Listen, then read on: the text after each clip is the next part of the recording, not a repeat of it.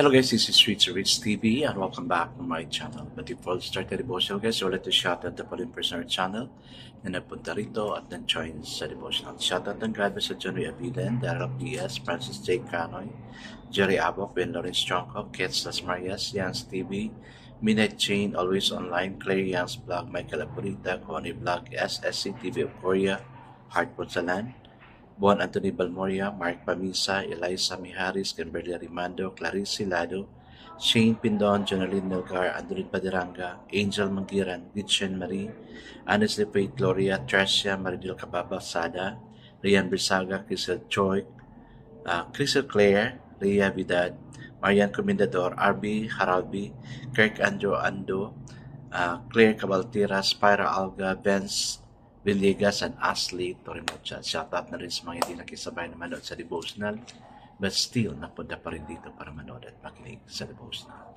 God bless us all guys.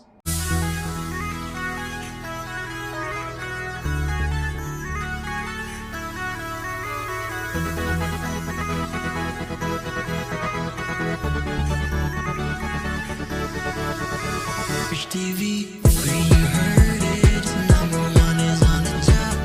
Good advice is they'll never stop. Rich TV, where you heard it, number one is on the top. Good advice is they'll never stop. So guys, how are you?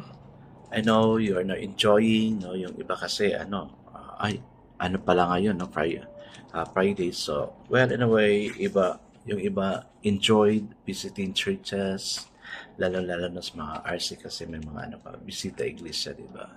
Yung iba naman, iba yung ginagawa, nag-hiking siguro, elsewhere, whatever, or spending time to the family. No?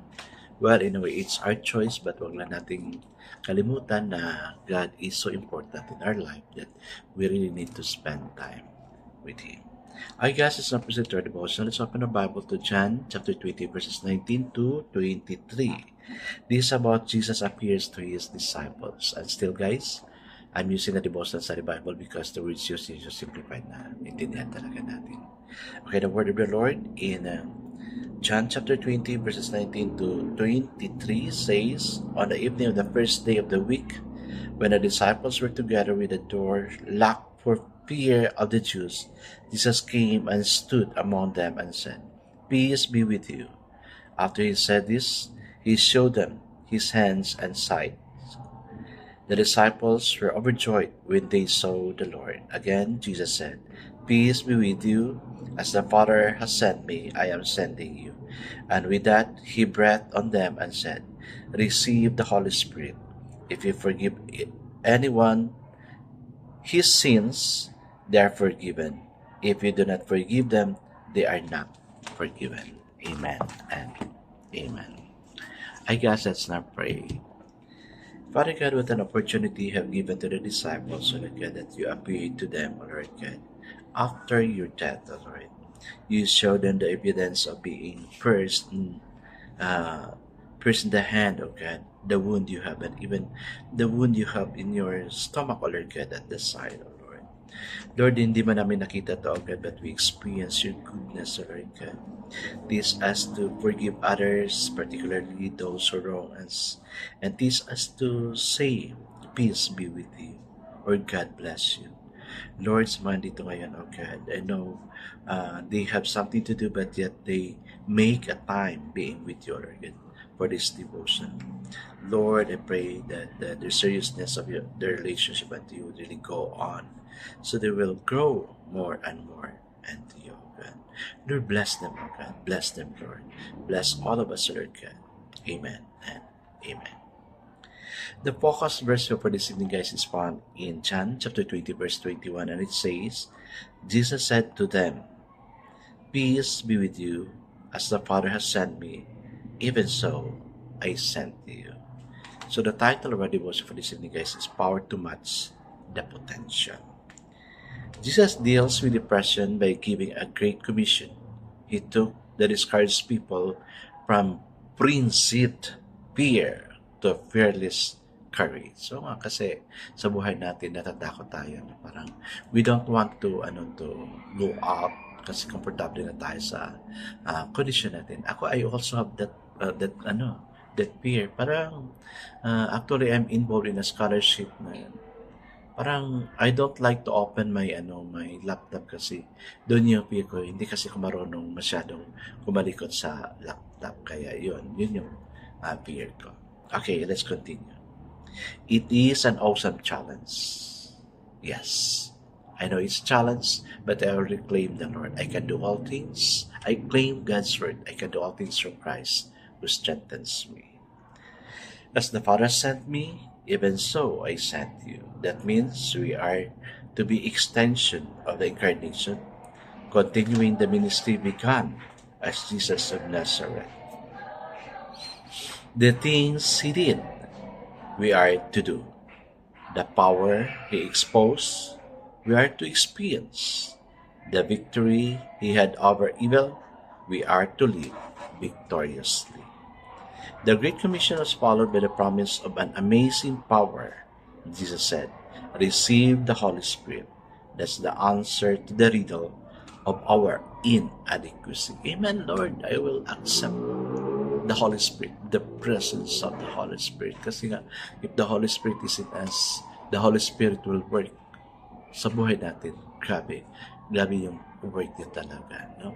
You will experience miracles after miracles after miracles, blessings after blessings and blessings. Kasi nga sabi niya dito, no, we felt inadequate.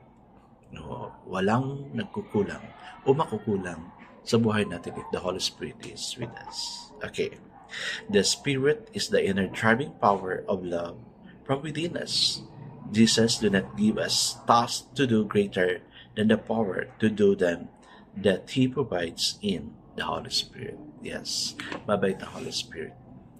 The Lord will not give us a task na hindi natin makaya.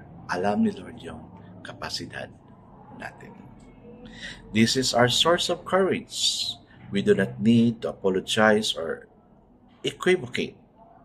We have a purpose now.